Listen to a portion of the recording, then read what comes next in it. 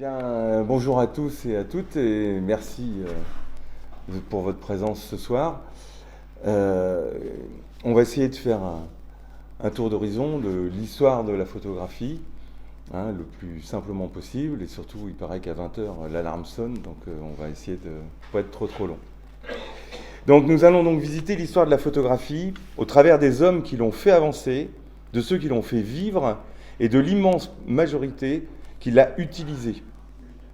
Après la découverte du sténopé par Aristote en 340 avant Jésus-Christ, Léonard de Vinci adapta cette idée à une machine à dessiner qu'il nomma camera obscura, vers 1513.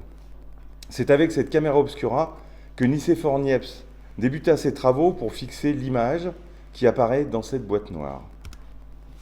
À cette époque, les nobles faisaient appel aux peintres. Les galeries de portraits meublaient alors châteaux et grandes demeures. Pour le peuple n'ayant pas la fortune nécessaire pour faire travailler un artiste peintre, les images des personnes aimées s'estompaient, jusqu'à ne devenir qu'un vague souvenir. Il faut attendre la moitié du XIXe siècle pour que la moyenne bourgeoisie accède à la caste des hommes pouvant pérenniser leurs portraits. Les frères Joseph et Claude Niepce sont passionnés par la recherche. Ils inventent en 1806 un moteur à combustion interne qu'ils nomment le pyréolophore. Claude, le frère aîné, part en Angleterre pour commercialiser leur invention. Il y tombe gravement malade et il décédera le 10 février 1828. Joseph Nicéphore Niepce continue seul les travaux débutés avec son frère pour la fixation de l'image chimique produite dans la camera obscura. Il obtient ses premiers résultats en mai 1816. Il fait quelques voyages à Londres pour montrer à son frère malade l'évolution de ses recherches.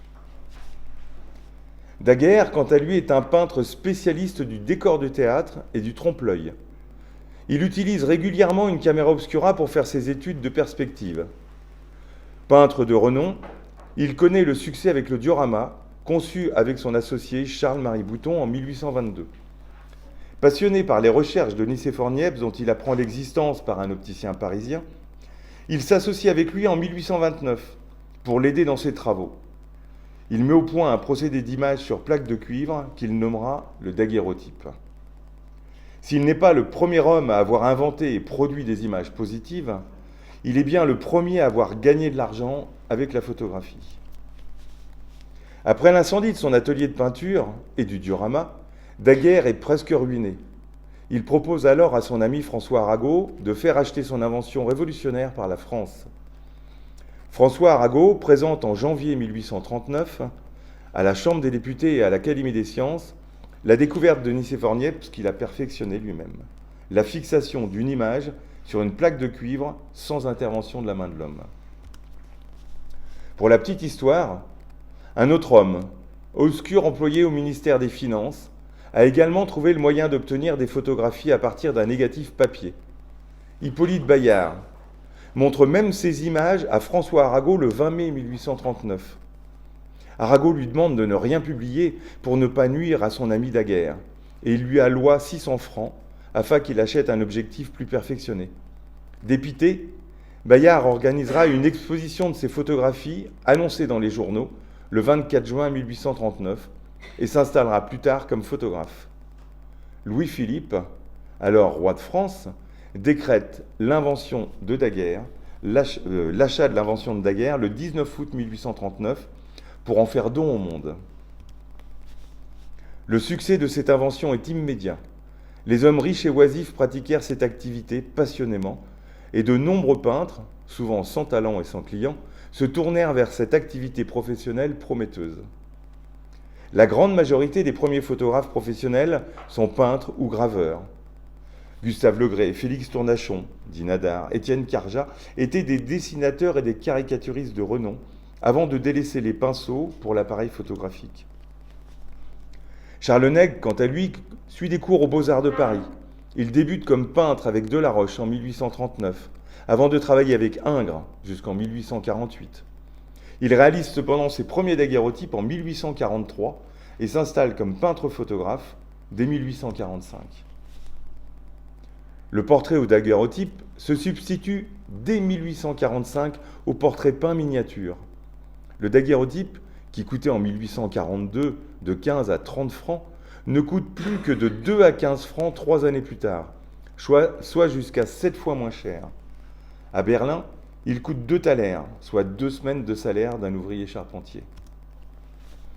L'avènement de la photographie vers la fin des années 1840 ouvre la voie à une nouvelle activité professionnelle, photographe, ou plutôt comme on les nommait alors, peintre au daguerreotype.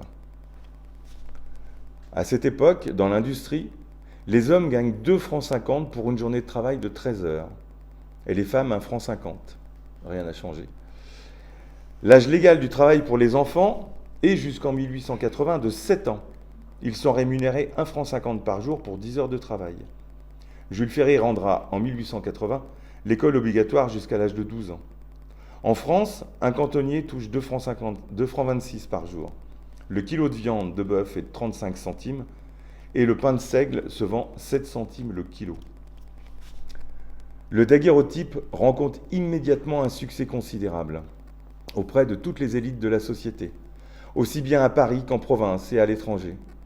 Mais avec son salaire à 2 francs 50 par jour, l'ouvrier non qualifié devra alors attendre encore quelques années pour pouvoir obtenir son portrait. Le journal La Lumière annonce le 2 mars 1849 « En 1841, le photographe Le Rebourg produit 1500 daguerreotypes par an et Claudet en réalise presque autant. 5 années plus tard, le photographe Vaillat vend 2000 portraits par an et son homologue de Russie en réalise 3000 en 1849.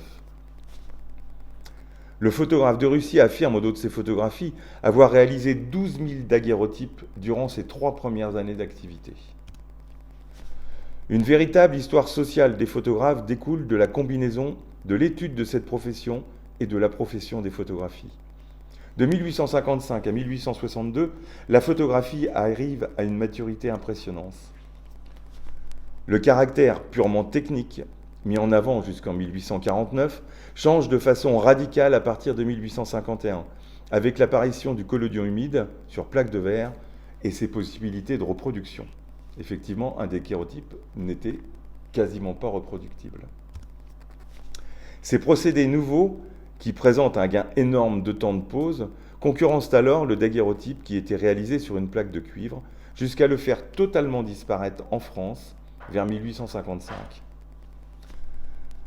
Grâce à l'importante diminution du temps de pose et à la baisse des coûts, l'empressement des classes aisées de la population à se faire portraiturer chez le photographe est rapidement suivi par l'ensemble de la petite et moyenne bourgeoisie.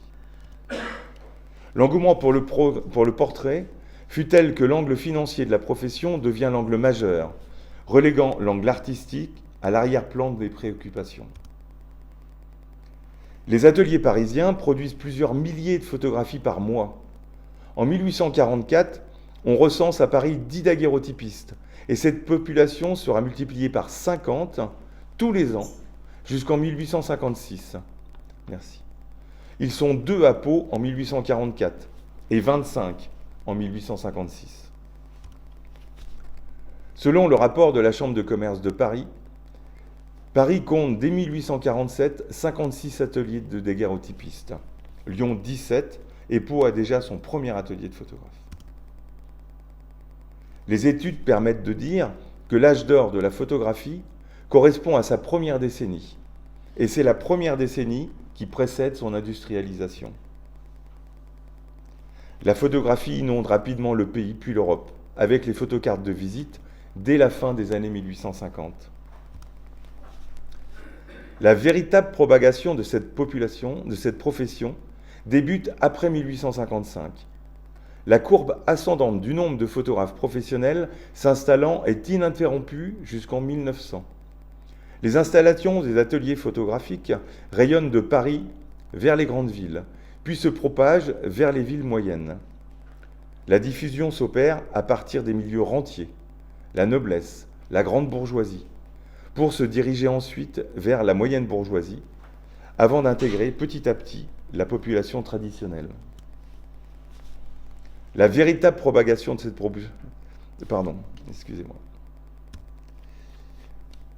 Cette deuxième moitié du XIXe siècle est l'aube de la naissance d'une société industrielle moderne. Le recensement de 1881 comptabilise 37 millions de personnes en France, dont 65% sont des ruraux. Ceci alors qu'entre 1848 et 1881, 10% de la population migre vers la ville.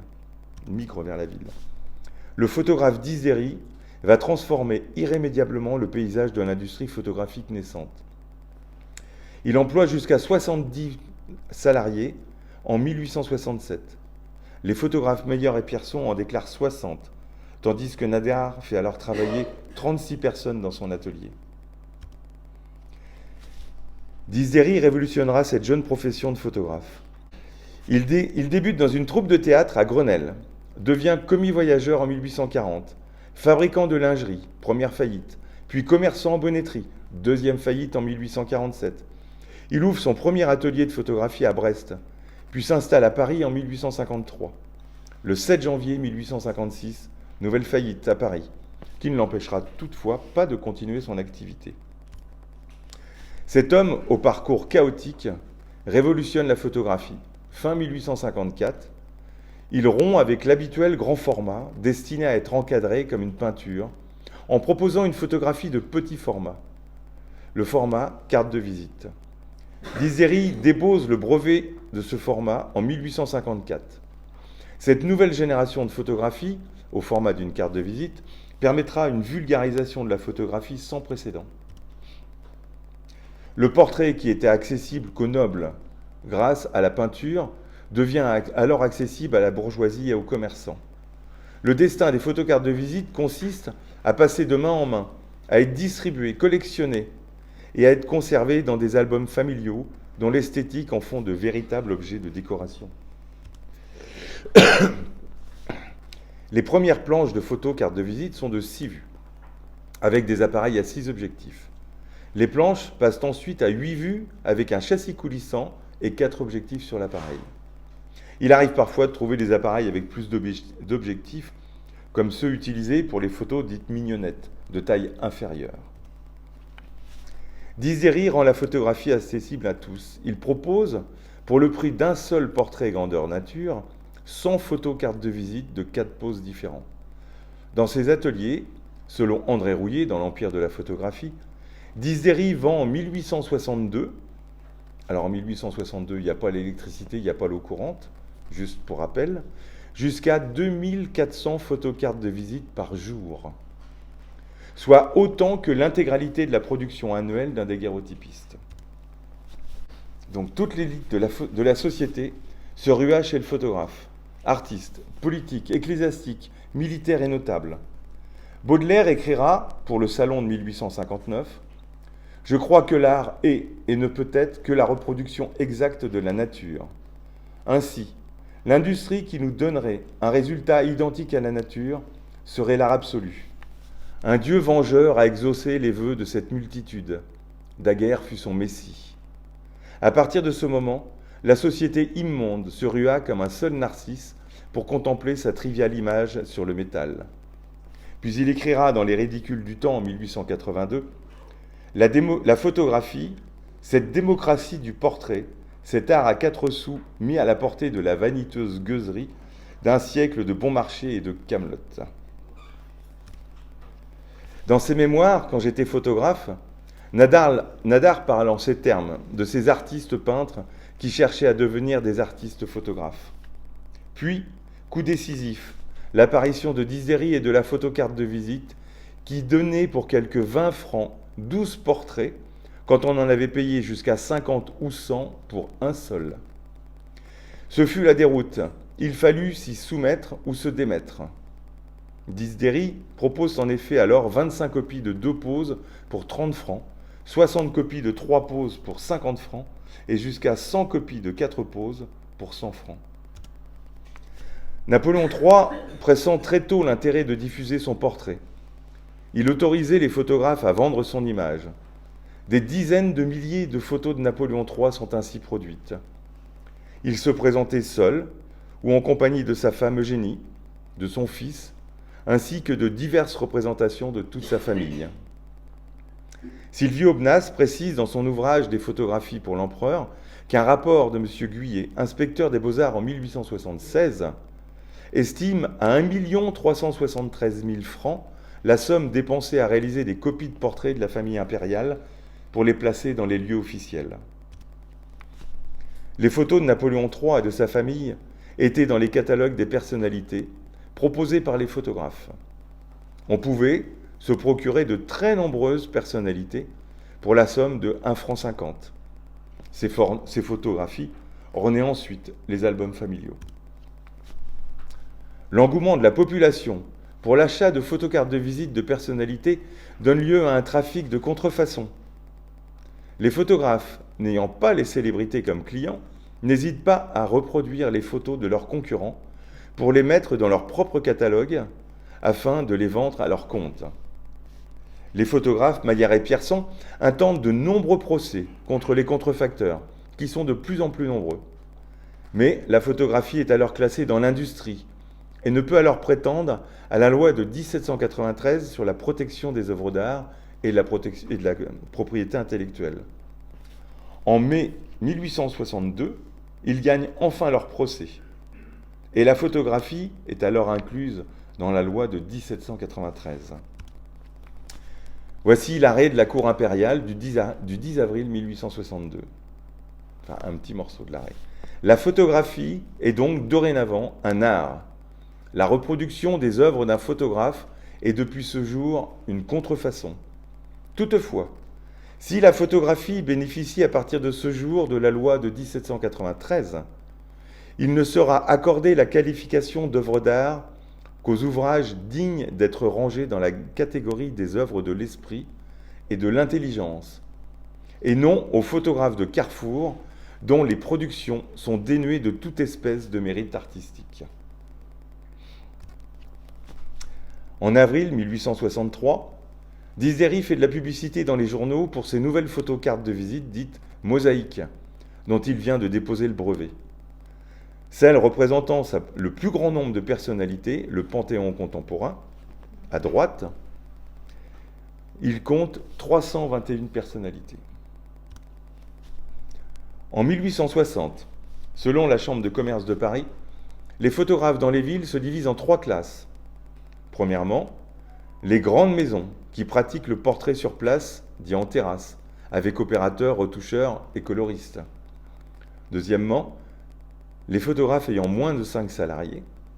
Et ensuite, la troisième catégorie qui représente les photographes qui travaillent seuls.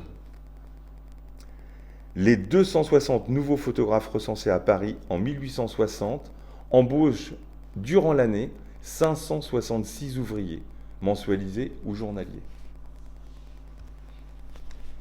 Paul Perrier écrira dans le bulletin de la Société française de photographie « Aujourd'hui, pour maints photographes, comme autrefois pour la plupart des peintres secondaires, le but principal n'est pas de faire un beau portrait, mais d'en faire et d'en vendre beaucoup. » L'engouement pour la photographie à cette époque est tel que n'importe qui peut devenir photographe en étant sûr de bien gagner sa vie. Le journal La Lumière annonce alors, en 1861, plus de 40 000 familles françaises vivent de l'industrie photographique. À beaucoup, elles donnent l'aisance, à certains la fortune. Entre 1864 et 1866, il est vendu près de 400 millions de photocartes par an au travers le monde. En 1867, la photocarte de visite représentant la princesse de Galles portant sa fille dans les bras est vendue à 300 000 exemplaires. Et à la mort du prince Albert, 70 000 photocartes de son portrait sont vendues en une seule semaine. Aux États-Unis, cette année-là, selon Pierre Amar, l'image du major Anderson s'arrache à plus de 1000 photos par jour. Et les diverses variantes de Bernadette Soubirous connurent un immense succès. Auguste Billard-Perrin s'installe comme photographe à Pau en 1861. Ces photographies sont commercialisées par la maison Pouchant, rue de l'Ancien Palais à Pau. C'est en 1863 qu'il obtient les droits pour devenir le photographe officiel de Bernadette Soubirous et qu'il entre dans le commerce très lucratif des images pieuses. Auguste Billard quitte Pau en 1878 et s'installe au château de l'Aigle. Il déménage ensuite une nouvelle fois en 1886 pour partir à La Rochelle. Ils sont alors légion à s'installer photographes. Félix Tournachon décrit ainsi les photographes mercantiles. La photographie est une découverte merveilleuse, une science qui occupe les intelligences les plus élevées, un art qui aiguise les esprits les plus sagaces et dont l'application est à la portée du dernier des imbéciles.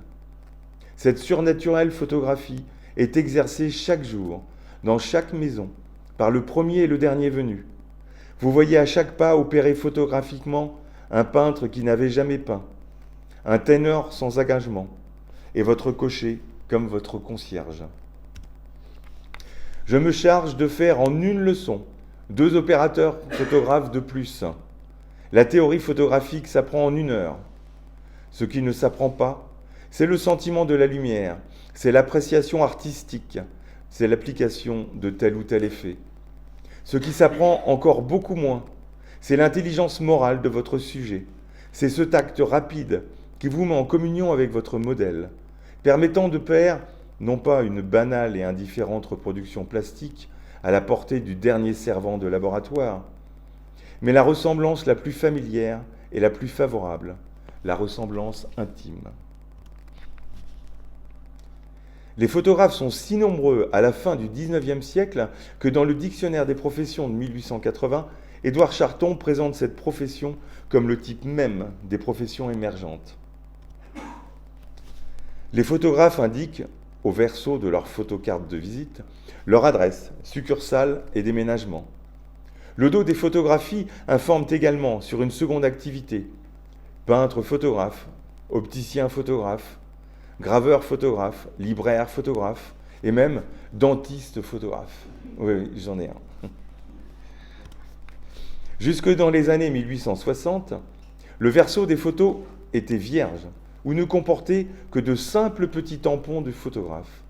Beaucoup de petits mots étaient alors inscrits au dos des photocartes de visite. Ces informations sont aujourd'hui très intéressantes pour la datation et la compréhension sociologique de l'époque. Les informations au dos des photocartes de visite précisent également les dates des expositions universelles et industrielles auxquelles les photographes ont participé, ainsi que les médailles et récompenses qu'ils y ont reçues. Voici quelques chiffres pour visualiser le rythme impressionnant des installations en France. Pour la ville de Pau, j'ai recensé 76 photographes installés en 1871. Donc, ce qui est intéressant, c'est entre 1856 et 1871, en moyenne, 1300 photographes s'installent tous les 5 ans en France.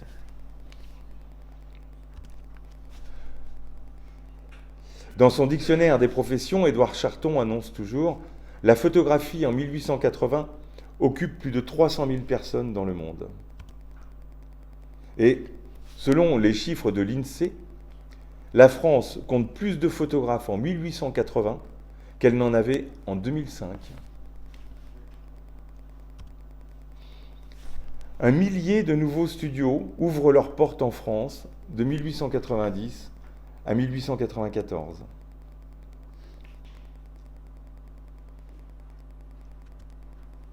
Et à partir des années 1880, apparaissent les premières plaques de verre négatives prêtes à l'emploi. Avant, on avait beaucoup le collodion humide, qui nécessitait la préparation des produits, de la plaque et le développement dans, grosso modo, 20 minutes, une demi-heure. Donc c'était beaucoup plus compliqué, nécessitait d'avoir un laboratoire ambulant à côté de soi. Le travail du photographe professionnel, comme celui du photographe amateur, est alors énormément simplifié. La préparation des plaques n'est plus à faire soi-même et le développement peut être différé.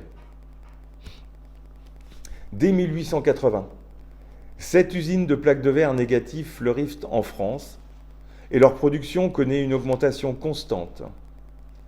Selon Bernard Engrand, dans l'industrie photographique en France, les usines de plaques négatives réalisent un chiffre d'affaires estimé en 1915 entre 20 et 25 millions de francs. Les usines Lumière à Lyon connaissent un essor proportionnel à l'augmentation du nombre de photographes, amateurs ou professionnels.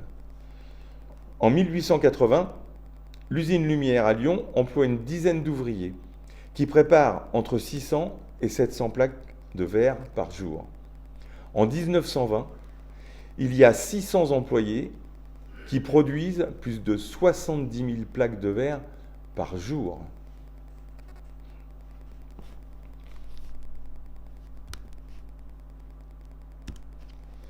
Charles Cros et Louis Ducos-Duron font connaître les bases de la reproduction des couleurs et présentent le résultat de leurs recherches devant la Société française de photographie lors de la séance du 7 mai 1869. Les frères Lumière avaient pour atout d'être fabricants d'émulsions. Ils produiront des plaques autochromes de 1907 à 1935. Jusqu'à la fin du XIXe siècle, les demandes de portraits présentent plus de 90% du carnet de commandes du photographe. La demande de la population mute peu à peu vers le reportage.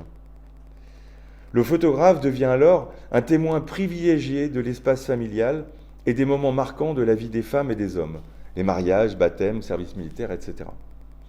La commande de portraits n'est plus la demande majeure de la clientèle. L'évolution du matériel et des produits photographiques permettent une véritable vulgarisation et démocratisation du portrait. L'amateur produit maintenant lui-même un grand nombre d'images avec la simplicité apportée par les innovations techniques. Cette mutation engendre une modification du portrait du format traditionnel des images. Le format de la photocarte de visite n'est plus prédominant. La photographie au format de la photocarte postale apparaît. Dans son activité, le photographe professionnel intègre les tirages des photographies amateurs. De très nombreux photographes amateurs et professionnels abandonnent donc le format de la photocarte de visite pour le format de la photocarte postale, pour le tirage des photographies. Ce papier était vendu par boîte de 100, préimprimé au verso comme une carte postale, comme vous voyez ici. Une fois le tirage réalisé, la photo était prête à être postée. Cette simplicité d'utilisation diminue les commandes chez les photographes traditionnels. Le déclin de la photocarte de visite débute dès le début des années 1900. Après 1900, la baisse des coûts d'investissement pour l'amateur et la diminution du temps de travail de la population a permis la migration de la compétence du professionnel vers l'amateur. Le catalogue de la manufacture française d'armes et cycles de Saint-Étienne de 1910 débute son chapitre consacré à la vente de matériel photographie par ce petit texte.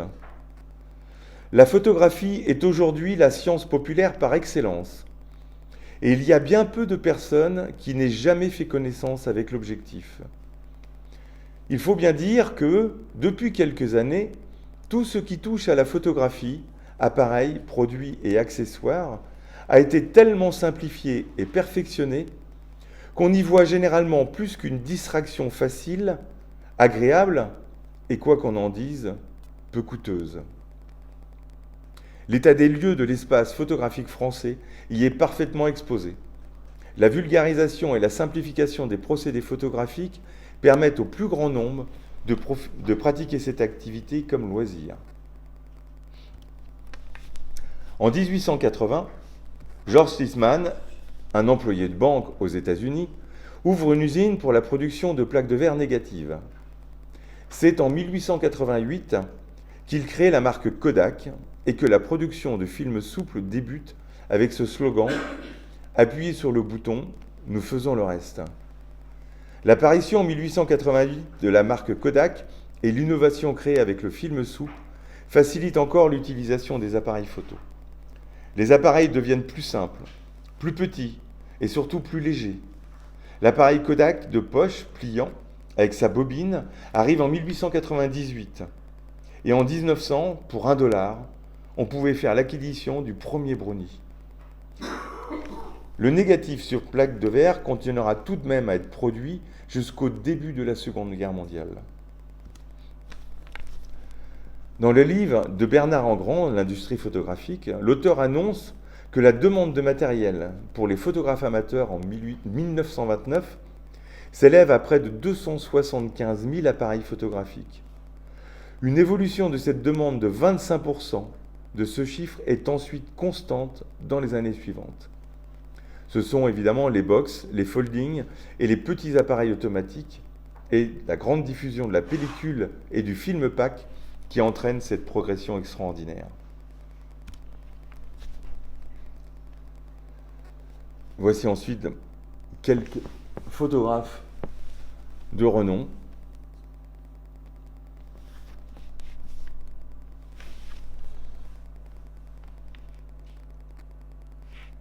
Et celui que j'ai trouvé comme premier photographe à Pau, qui était photographe itinérant, annoncé dans le journal d'Indre-et-Loire le 5 juin 1845.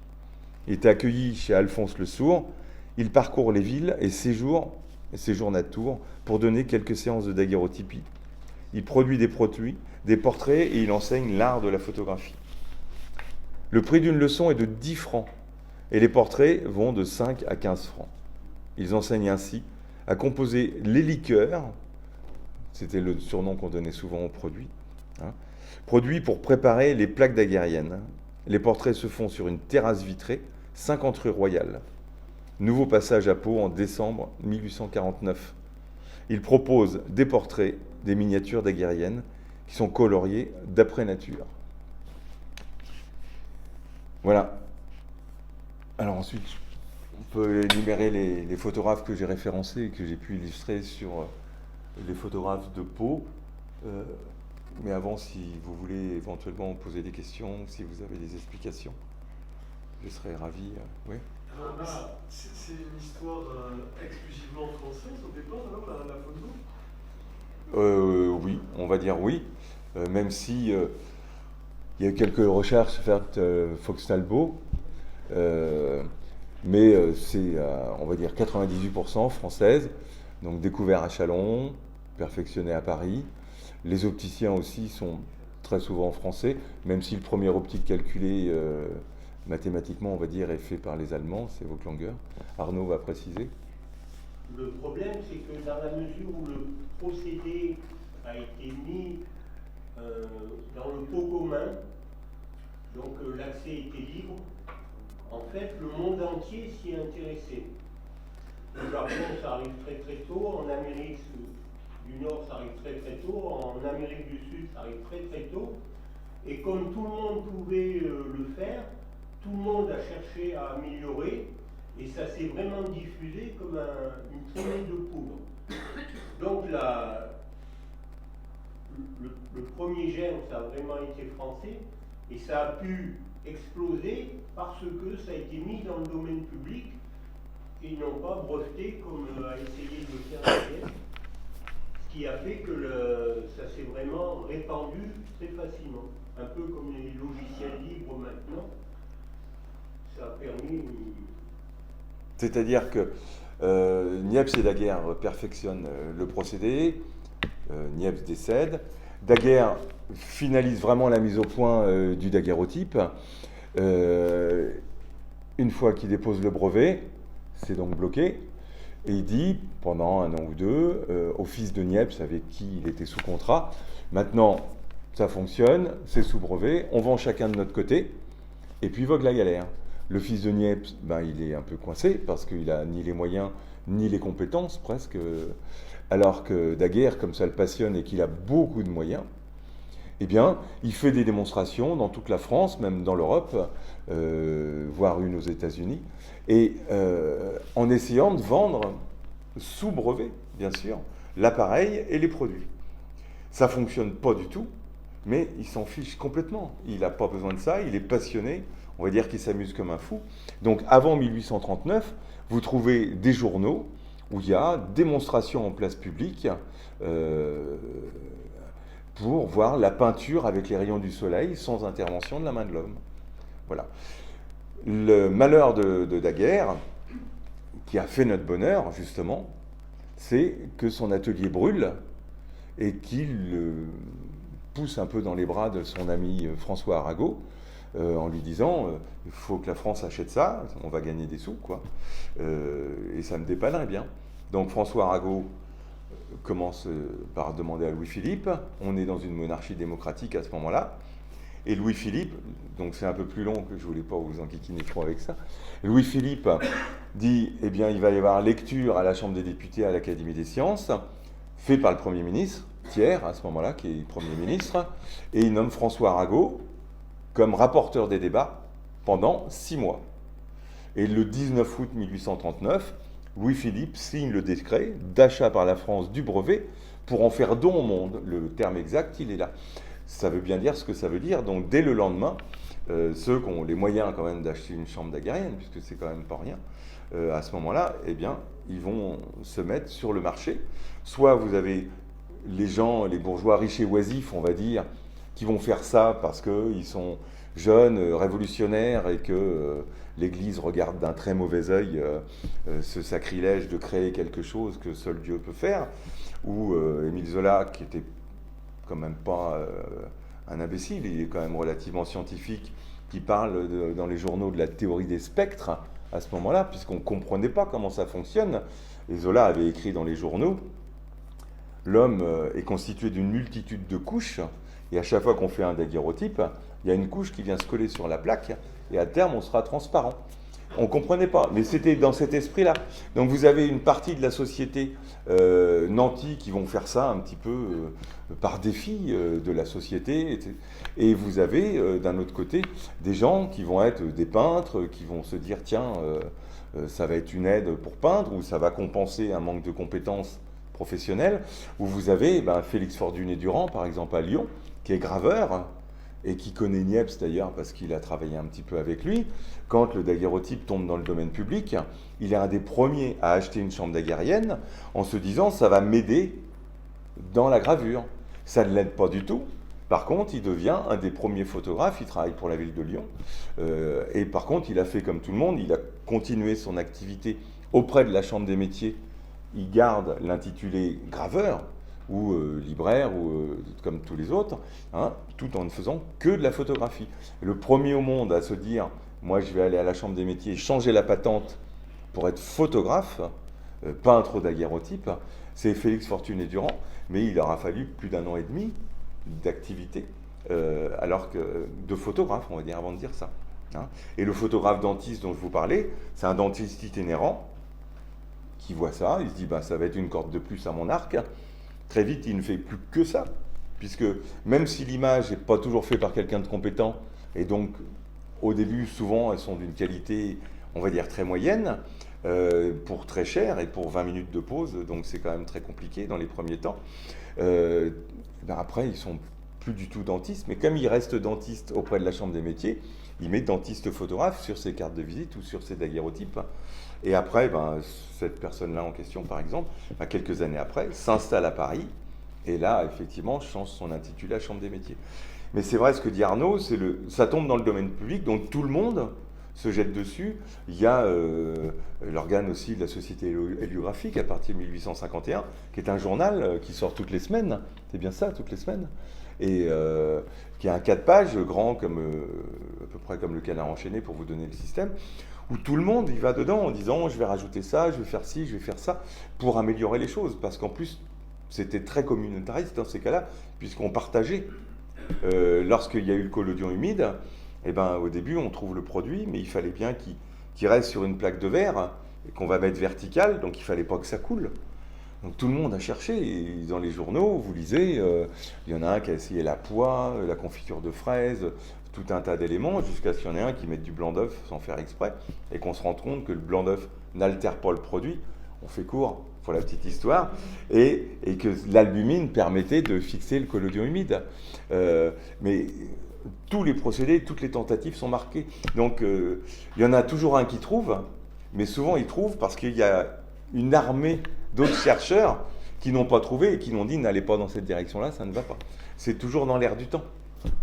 C'est comme la caméra obscura, on parle d'Aristote, mais il y a quelques savants arabes qui observaient des éclipses du soleil, etc. C'est jamais figé. On ne peut pas dire qu'il y a une invention un jour qui tombe s'il n'y a pas des tas de gens qui cherchent là-dessus. et certains qui s'inspirent des recherches des autres. Voilà. Merci pour la réponse. De rien. Pour la conférence, évidemment. J'ai une petite question technique pour les temps très très longs, quand même. Quelle lumière est-ce qu'ils avaient? Ils utilisaient quand même la lumière naturelle, ou ils avaient déjà. Ils calculaient, ou c'était un peu. Alors, un petit bonheur la chance. Non. Alors, la dénomination des premiers photographes, c'est photographes en terrasse. Souvent, c'est terrasse des immeubles ou en extérieur. Ou alors des grandes baies vitrées, mais comme les peintres, d'accord? C'est pour ça que les temps de pause étaient très longs, au début, hein, tout du moins. Petit à petit, on va arriver à diminuer, entre autres la liqueur de Thierry, quelqu'un qui a inventé un produit, un accélérateur, on va dire. On a divisé presque par 2 le temps de pause, mais on restait presque à 10 minutes. Donc, on a des supports derrière la tête, les gens ont toujours une colonne sur laquelle ils s'appuient, où ils sont assis, ils sont toujours très posés. Et puis, souvent, ils avaient les yeux flous, ce qui faisait dire aussi à Baudelaire que le daguerréotype ne pouvait présenter que des cadavres sympathiques. Hein. Donc, les temps de pause sont longs. Le truc, c'est que aujourd'hui, on va avoir un diaphragme, une vitesse, c'est mathématique, parce que les objectifs sont très précis, très rigoureux. Au début, il y a quand même beaucoup de cul de bouteille, on va dire, pour être très simple. Mais le photographe, il va travailler avec son appareil, il va le connaître parfaitement, et il va s'adapter en permanence au temps. Par contre, il sera incapable de changer d'appareil, tout simplement. Hein. L'obturateur, c'est l'obturateur à bouchon, ou chapeau, comme on disait, puisque les temps de pause comme ça, bien évidemment, il n'y a pas de bouton. Mais donc le photographe connaît son matériel, tout simplement. On n'a pas de table de temps de pause, même comme on a avec le début du film ou avec les pellicules quand elles sont vraiment très précises. Là, daguerréotype, on prend sa plaque de cuivre, on va la mettre dans une boîte à brome, c'est ça, hein. Elle va jaunir, bon, et c'est la couleur jaune poussin qui va vous dire elle est prête à utiliser. Voilà, donc on est au-dessus, on regarde, on respire tout, donc on vit pas vieux en plus. Hein. Et puis après, le développement, c'est vapeur de mercure, et on est au-dessus, on regarde encore un peu. Voilà, c'est, il y a rien de chimie au niveau précis, puisqu'il n'y a rien de mathématique. Il faut être un peu ils se faisaient passer aussi pour des alchimistes, un peu des sorciers, des chimistes fous, ces gens-là. C'était la magie du labo. On voyait apparaître, au même titre que si aujourd'hui on fait des animations avec des enfants, des très jeunes enfants, qui n'ont connu que leur téléphone comme appareil photo. On leur fait une photo, ils voient la feuille blanche, on leur dit l'image elle est dessus, mais elle est latente. Ah ben non, je comprends pas. Puis on la met dans du révélateur, et ils voient le truc qui arrive, et ils disent on comprend pas. Voilà, c'est une évolution, mais voilà, c'est comme ça.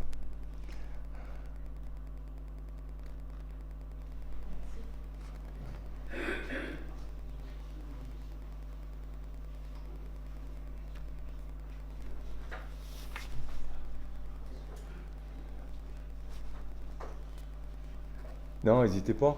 J'aurais dû vous dire que vous pouviez me couper, c'était plus facile. Parce qu'après, il y a beaucoup de choses, on oublie.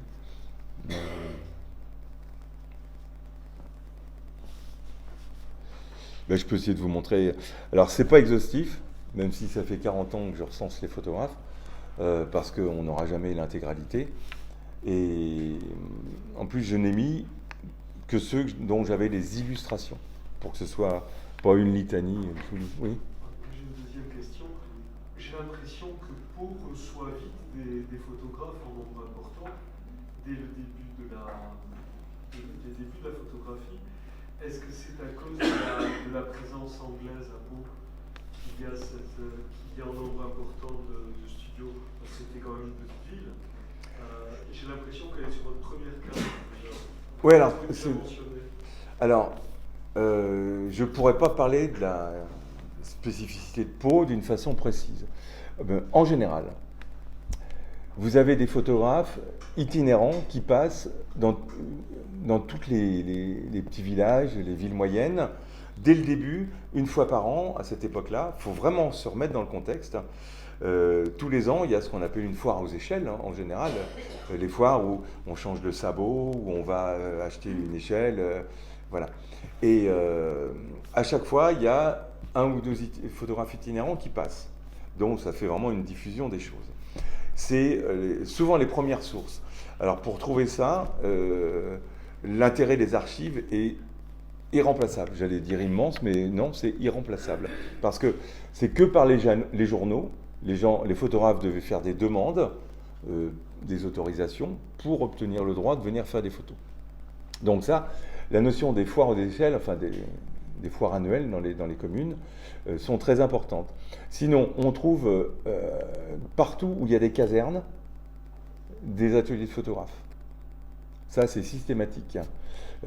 En gros, partout où il y a vraiment une grosse animation, lorsque vous avez des expositions universelles qui se font, à Paris par exemple, il faut savoir que les expositions universelles, c'est des millions de personnes. D'accord ? Et des millions de personnes, dont certains qui sont abonnés, beaucoup sont abonnés pour aller tous les jours. Et donc pour avoir un laissez-passer, c'est une carte qui est collée sur une carte de visite. Donc à chaque porte des expositions universelles, il y a un photographe qui s'installe. Donc les personnes vont se faire photographier, ils vont ensuite au bureau et on leur colle au dos de leur photocarte de visite un droit d'accès, etc. On faisait ça aussi, moi j'en ai pour des gardes champêtres, j'en ai, voilà. Tous ces gens-là, ils demandent. C'est pour ça qu'il y a une ampleur absolument extraordinaire de la demande de la photographie. La deuxième moitié du 19e siècle, la population qui travaille au travers de la photographie, que ce soit l'ébénisterie photographique, que ce soit pour l'optique, pour la chimie, pour tous ceux qui travaillent, vous imaginez, en 1864, je disais, Disdéry vend 2400 photos par jour, c'est-à-dire qu'il a une chaîne de 70 personnes, on est loin du taylorisme, et il a déjà mis au point la production quasi industrielle, avec celui qui va couper les cartons, celui qui va faire ceci. Enfin, c'est vraiment quelque chose de colossal. Donc, là où il y a un port, il y a des photographes. Alors, honnêtement, Pau, je découvre cette superbe ville depuis quelques jours. Je ne sais pas s'il y a eu une caserne, si on est loin de la mer, s'il y a, voilà, au niveau des migrations. Je ne peux pas vous dire. Il faudrait connaître ou demander à quelqu'un qui est un peu historien de la commune. Mais au moins à cause des foires. Voilà. Oui, c'est vrai qu'ici, il y avait l'aspect balnéaire, l'aspect pyrénéisme, Bruxelles, Il y a toute une clientèle étrangère la clientèle avec de bons difficile. moyens. Il faut qu'il y ait toujours, et qu'il tourne.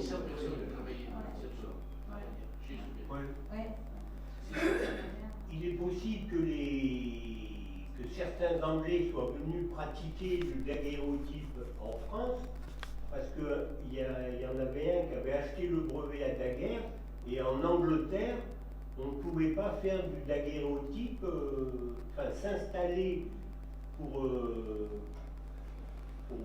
professer, pour être photographe daguerréotype, daguerréotypiste, parce que c'était protégé par un brevet.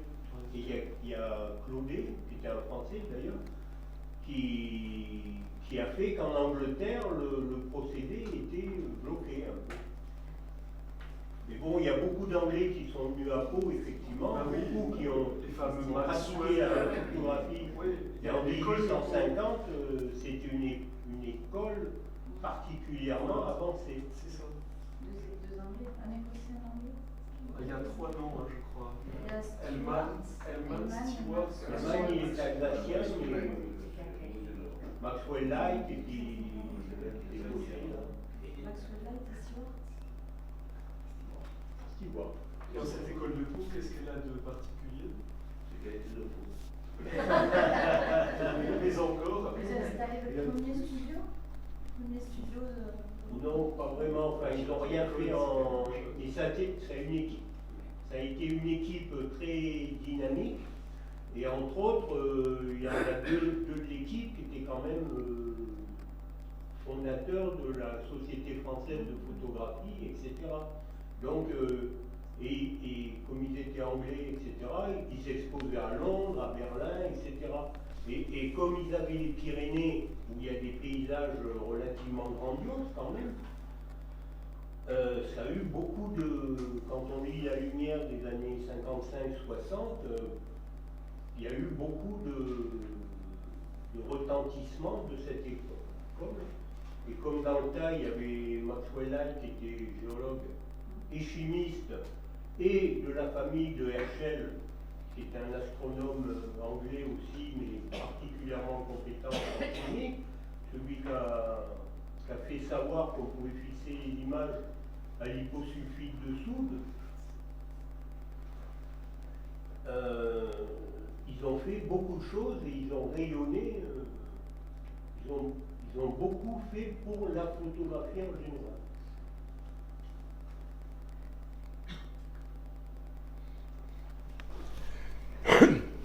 Donc là, on continue un peu, Romain. Bedowski, Comme son nom l'indique, il était basque. c'est un ancien officier polonais. Hein. Alors, il se définit comme artiste peintre. Il pratique le papier salé au Moyen-Orient. Hein, ses photographies sont éditées par Branca-Revra. Et il est inscrit dans la Gazette des Beaux-Arts en 1870. Et dans l'annuaire photographique de Pau en 1977.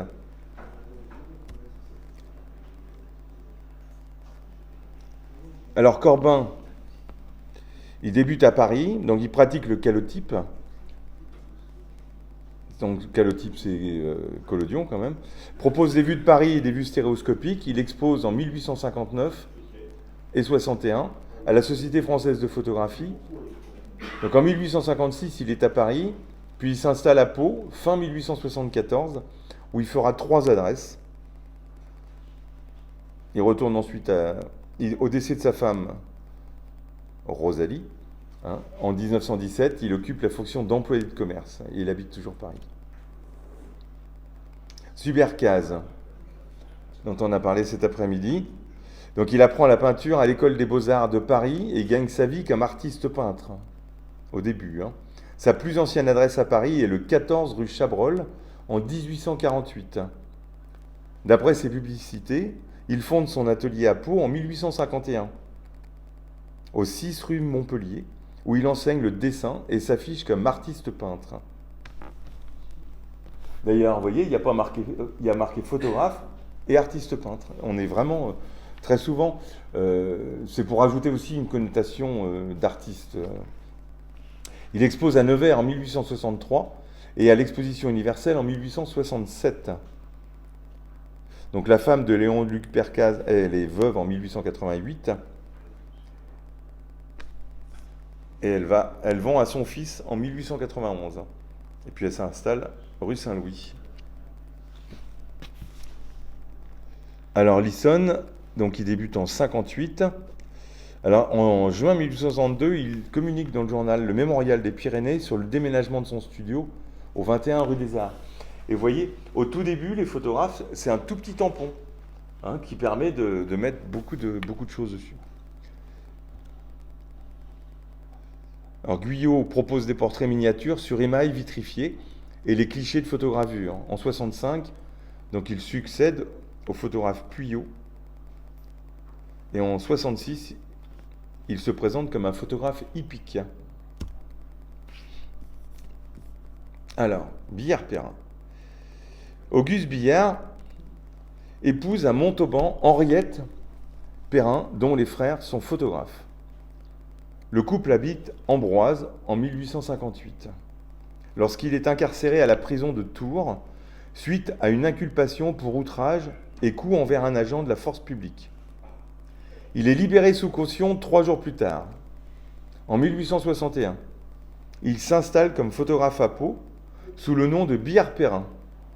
Ses œuvres sont commercialisées par la maison Pouchant, rue de l'Ancien Palais à Pau. En 1863, il obtient les droits pour devenir photographe officiel de Bernadette Soubirous. À partir de 1874, il cherche à vendre les locaux de Pau. Il veut 20 000 francs de ses propriétés en 1974, mais en 1875, 15 000 francs lui suffiront. Le 30 août 1878, le revendeur parisien Schneffner, en conflit avec Auguste Billard, obtient la vente aux enchères pour expropriation du chalet Billard-Perrin à Pau. Auguste Billard quitte alors Pau et s'installe au château de l'Aigle. Au cours de l'année 1880, la vicomtesse de Souchet vient de perdre son époux et il tente de lui vendre un cliché mortuaire pour la somme de 500 francs. Il s'ensuit une escalade verbale qui ira jusqu'au dépôt de plainte pour chantage de la part de la vicomtesse. Auguste menaça la vicomtesse de présenter la photo de son époux derrière les barreaux avec la mention « en prison pour cause d'impayé ». Pour faire amende honorable, Auguste Billard rédigera une lettre d'excuse publiée dans les journaux locaux. Suite à ce geste public, la vicomtesse abandonnera les poursuites. Et en 1886, le couple Billard-Perrin s'est installé à La Rochelle. Alors Paco, qui a été assez prolixe aussi, s'installe au 14 rue de Bayonne à Pau en 61. Puis il va rue Serviez en 63. Et ensuite, il déménage pour s'installer 5 rue d'Espalung, de 65 à 74. En 65, son épouse Prudence lui donne un fils, Marie-Gabrielle Eugène Paco, qui deviendra également photographe. Et en 77, il ouvre une succursale rue Henri IV pour exposer ses œuvres. En 79, Michel Paco s'installe au 32 rue du Lycée avec un magasin de vente de matériel pour la reproduction de courrier. Et en 1883, il se lance dans l'article de fantaisie en agrandissant son magasin avec le 40 rue du Lycée. Ces affaires le conduisent à la prononciation d'une liquidation judiciaire le 30 décembre 1891. Ayant obtenu un concordat, il recentre son activité de vente d'articles de fantaisie sur le magasin rue du Lycée, puis d'un point de vente 4 rue Adoux en 1995. Au début de l'année 1896, Michel Paco et sa famille cessent leur activité commerciale à Pau. Gabriel Stanislas, né sous le nom d'état civil Paco, dans une famille de maréchal Ferrand à Saint-Christophe dans le Cher. Son grand frère, Pierre-François Paco, deviendra comme lui photographe et s'installera à Châteauroux. Il s'installe à Pau en 1868 et en 1975, il fonde avec son frère l'entreprise de photographie 11 rue Bernadotte. Gabriel Stanislas Paco décède début octobre 1994 à 57 ans et son fils Émile lui succède dans l'entreprise pour travailler avec son oncle et son cousin. Excusez-moi, là c'est plutôt des cartes postales folkloriques en fait. Ce sont des photocartes de visite. C'est les gens. Ce sont des photocartes de visite. Les photographes, donc soit vous allez les voir, vous faites votre portrait et vous partez avec, comme je disais tout à l'heure, 30, 50, 400 photos identiques. Soit vous êtes l'impératrice Eugénie et le photographe va s'emprêter à le mettre dans son catalogue de vente pour proposer aux autres personnes. Mais les photographes, pour avoir un catalogue un peu conséquent, allaient aussi voir des personnalités, des musiciens, des gens qui allaient dans la ville aussi, qui étaient un peu particuliers, et mettaient au catalogue pour avoir beaucoup de personnalités différentes à vendre. Alors là, on a des types de professions, de costumes, en plus rehaussés à la couleur, à la peinture, hein, donc qui étaient au catalogue. Et vous pouvez avoir les mariniers, les paysans, les cultivateurs, etc., en fonction de... Hein. Et alors là, moi, une question. Pour la couleur, c'était peint? Ah oui, c'était peint au pinceau, hein, à l'unité. Et c'était rajouté. Mais dès le début, même sur les daguerreotypes, la recherche de la reconnaissance artistique du peintre a été très très longue, elle continue même, enfin du photographe, pardon, a été très très longue, d'ailleurs je crois qu'elle existe encore aujourd'hui pour certains. Hein. Et donc les photographes, comme la majorité sont d'anciens peintres, vont essayer de montrer leurs compétences artistiques. Sur les daguerreotypes, on peignait avec beaucoup de délicatesse, par exemple les bijoux, ils mettaient un peu de peinture d'or dessus, hein, un petit peu de rose sur les joues. Après, on a fait le collodion humide avec le tirage papier. Eh bien, soit on faisait un tirage contrasté qui était vendu, Soit on faisait un tirage qu'on appelle un peu descendu, c'est un peu pâle, et qui était ensuite mis en couleur par des artistes peintres, et ça doublait tout simplement le prix de la photo en plus. Hein. Et vous avez des photos, très souvent, ce sont des peintures, et ce qui nous permet de voir que ce sont pas des que ce sont des photos à l'origine, c'est que souvent les yeux, ils ne sont pas faits. À part ça, il y a des moments où c'est quasiment impossible de savoir si c'est une photo ou une peinture. Et il y a des trucs vraiment excessivement jolis par rapport à ça.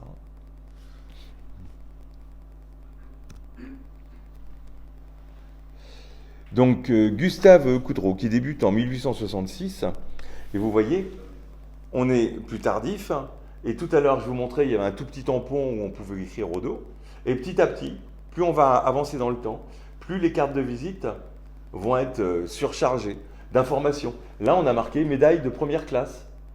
Et si on lit les médailles, on aura les dates des expositions universelles ou des expositions nationales auxquelles ils auront participé. Hein. Voilà, il y a marqué chevalier de l'ordre du Micham, membre de l'Académie franco-hispanique-portugale, diplôme d'honneur. Plus ça va aller, plus on va surcharger le dos des photos, qui deviendra un truc publicitaire pour le photographe. Donc en janvier 1875, il insère une annonce dans Le Charentais. Ouvrez les guillemets. Les nouvelles photographies brevetées SCDG, alors ça c'est toujours très drôle, SCDG ça veut dire sans garantie du gouvernement, donc faites par M. Gustave de Paris, seuls licenciés pour l'exploitation du brevet, sont tout ce que l'on peut désirer comme ressemblance et comme fini. Voilà.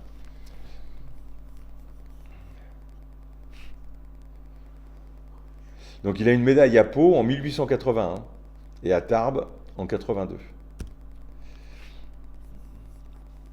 Alors, monsieur Maumejean, vers 1860, il s'installe comme artiste peintre en vitraux, 12 rue Pont-Clouzet, et se fait appeler Jules.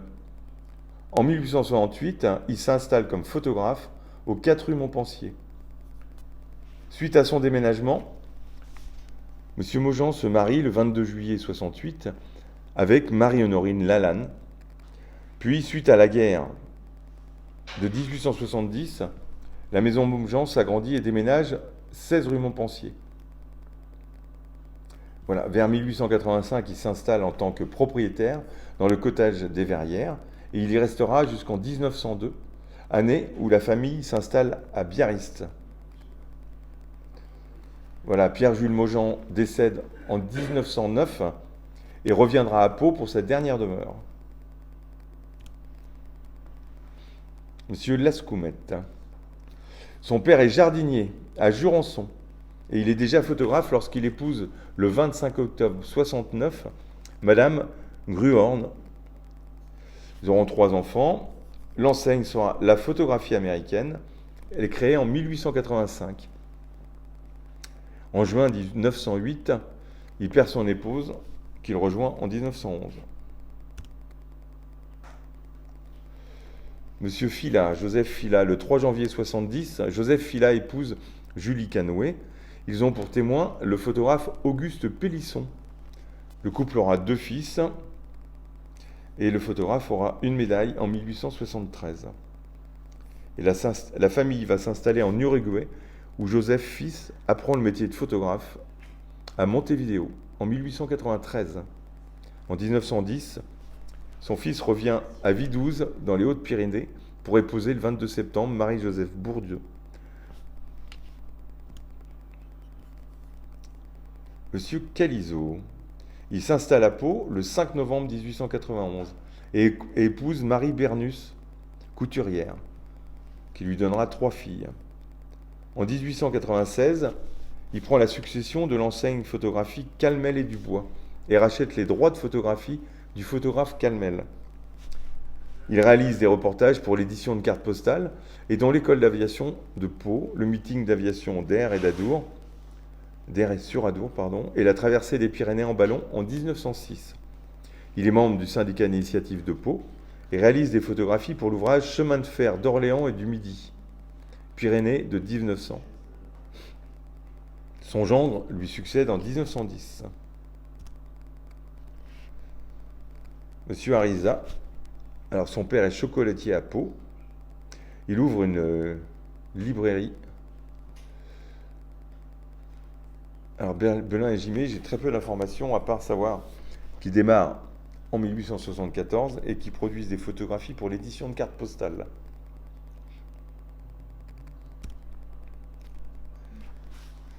Monsieur Lamazouère.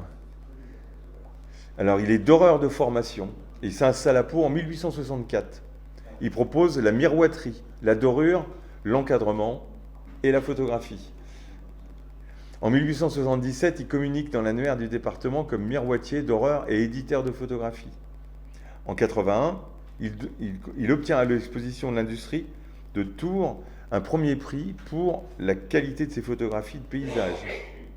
En 1887, il est choisi comme photographe par M. Janssen pour l'accompagner photographier le Pic du Midi, dont les clichés seront présentés à l'Académie des sciences.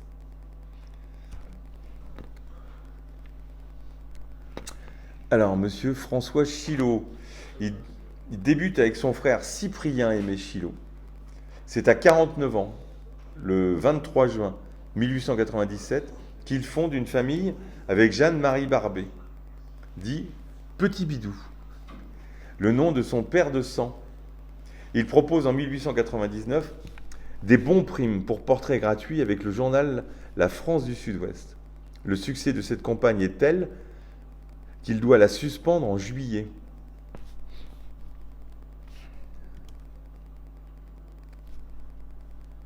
Alors, monsieur Dubu, H. Dubu, je dis monsieur, c'est pas obligatoirement. J'ai aucune information à part son adresse et qui débute en 80.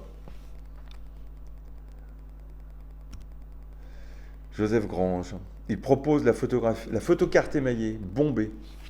C'est-à-dire c'était un procédé, quand la photo est humide, on la pressait, et c'était vendu plus cher, bien évidemment. Installé dans les Soupentes, son atelier brûle le samedi 27 août 1892. Suite à une intervention rapide des pompiers, l'incendie ne détruit que la toiture de l'immeuble appartenant à Monsieur Patron. Voilà, Michel Auguste Vidal, son père est gendarme. Le 29 février 1888, il épouse en premières noces Anne Lamarck Lamarlaire. Il propose le tirage inaltérable au charbon, qui était une technique qui rendait l'image quasi inaltérable. Le 6 avril 1907, M. Vidal, correspondant au ministère à Albi, est nommé officier de l'instruction publique. Alors c'est pareil, Paul Calizo. Ouais, j'ai pas d'informations sur ce monsieur, à part ce qui est inscrit sur cette photo collée sur un acte de décès. Voilà, c'est l'une des utilisations donc de la photo. Ensuite, Fernand Dubois. Suite au décès de François Calmel le 13 novembre 1887, son épouse Marie Biscarrosse se trouve seule et ses deux enfants sont mis sous le tutorat de Saturnin Calmel, pharmacien à Pau. Durant 2 ans, le magasin est tenu par le photographe Becher. En 89, Marie Biscarrosse se remarie avec le photographe Fernand Dubois. Au cours de l'année 96, tous les biens familiaux sont vendus lors d'une vente par licitation, afin que les enfants de François Calmel et de Marie Biscarotte héritent de leur père. Lors de cette vente, Joseph Calizo rachète le matériel d'atelier et les droits sur le photographique pour s'installer comme successeur officiel de Calmer, place du Palais de Justice. Donc Langlois. Le nom de Langlois est surtout connu pour une famille de photographes parisiens installés de 1859 à 1925. Voilà, c'est tout ce que j'ai, à part une inscription dans l'annuaire administratif, judiciaire et industriel des Basses-Pyrénées de 90 à 97. Voilà, il y a bien marqué une adresse et Pau. Donc, mais là, on est sur un tampon. C'est-à-dire que les photographes, soit ils sont sur place et ils font imprimer les dos des cartons des photographies. Souvent, quand ils sont itinérants, bah, ils font des tampons. Il y a Ouais. 3 tampons. Non, non, là, il n'y en a qu'un seul. C'est qu'un seul. Après, on les adapte, hein, mais... Alors, Jean Véra. Donc, il quitte Grasse avec sa famille pour exercer le métier de tailleur de pierre à Cannes. À 23 ans, Jean Véra quitte Cannes pour Pau, où il trouve un travail de directeur-opérateur retoucheur en photographie. Après sa rencontre avec Marie-Rose Krutze, naîtra à Pau, le 5 juillet, Henriette Véran. Il s'installe comme photographe à Pau en décembre 1994. Dès 1895, il propose des agrandissements jusqu'à 3 mètres de côté. En 1898, devenu fournisseur des Beaux-Arts, il équipe un atelier d'agrandissement de 4 postes, pouvant accueillir 4 amateurs photographes. On lui remet fin 1913 les palmes d'officier d'académie. En plus du métier de photographe, il développe un commerce de négoce de matériel et de produits photographiques. En 1902, il dépose la marque HV pour sa gamme propre de produits et de matériel. Intéressé par les nouvelles technologies, Henri Véran, choqué par les accidents réguliers des premiers sous-marins, commencera une carrière d'inventeur déclenchée par l'accident du sous-marin anglais, le Farjadet, perdu le 6 février 1905. Il dépose un brevet avec Charles-Marie Comte pour un système de purification de l'air émanant des asticotières.